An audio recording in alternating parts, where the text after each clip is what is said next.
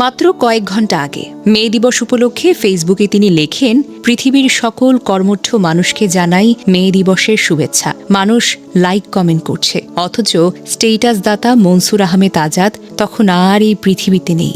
শুক্রবার বিকেলে ২৮ বছর বয়সী তরুণ শিক্ষক মনসুর আহমেদ আজাদ দুই বন্ধুকে নিয়ে মোটর সাইকেলে টেকনাফের পথে রওনা হয়েছিলেন। কিন্তু হঠাৎ এক মুহূর্তের ভুল, এক সেকেন্ডের অসাবধানতা, নিয়ন্ত্রণ হারিয়ে মোটর সাইকেলটি সজোরে ধাক্কা খেল একটি কালভার্টে। আর সেই ধাক্কায় ছিটকে পড়লেন তিনি, জীবনের পথ থেকে চিরতরে।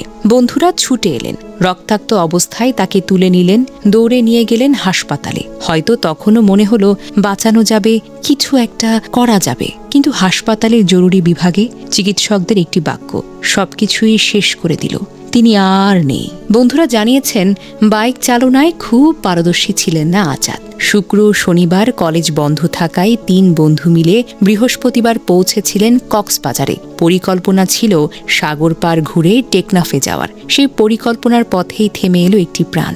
বাঁশখালী উপজেলার বাহারছড়া ইউনিয়নের মধ্য ইলশা গ্রামে সন্তান ছিলেন আজাদ। পূর্ব ইলশা জামালুল কুরআন দাখিল মাদ্রাসার সিনিয়র শিক্ষক মাওলানা মোক্তার আহমেদের বড় ছেলে। 4 ভাই বোনের মধ্যে সবার বড়। ছেলেকে হারিয়ে বাকরুদ্ধ মোক্তার আহমেদ শুধুই বললেন, আমার ছেলেটা অবিবাহিত, পরিবারের বড় ছেলে, তাকে নিয়ে আমাদের অনেক স্বপ্ন ছিল, কিন্তু আমার সব স্বপ্ন আজকে ধূলিসাৎ হয়ে গেছে।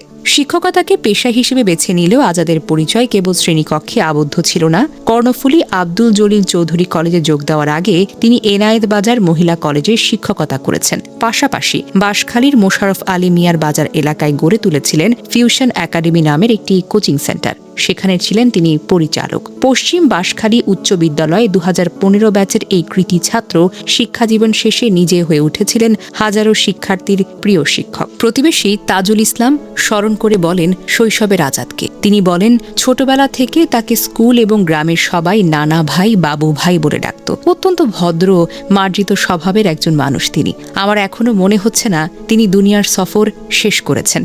এই বিশ্বাস না হওয়ার অনুভূতিতেই যেন এখন গোটা গ্রাম জুড়ে একটা নীরবতা বিরাজ করছে।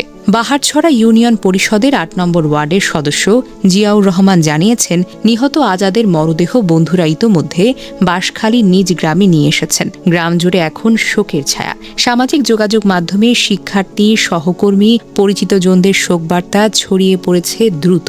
সবার একটাই বক্তব্য, বিশ্বাস হচ্ছে না আজাদ স্যার আর নেই। মে দিবসের সকালে যিনি কর্মঠ মানুষদের প্রতি শ্রদ্ধা জানিয়েছিলেন, সেই দিনটি হয়ে রইল তার জীবনের শেষ দিন।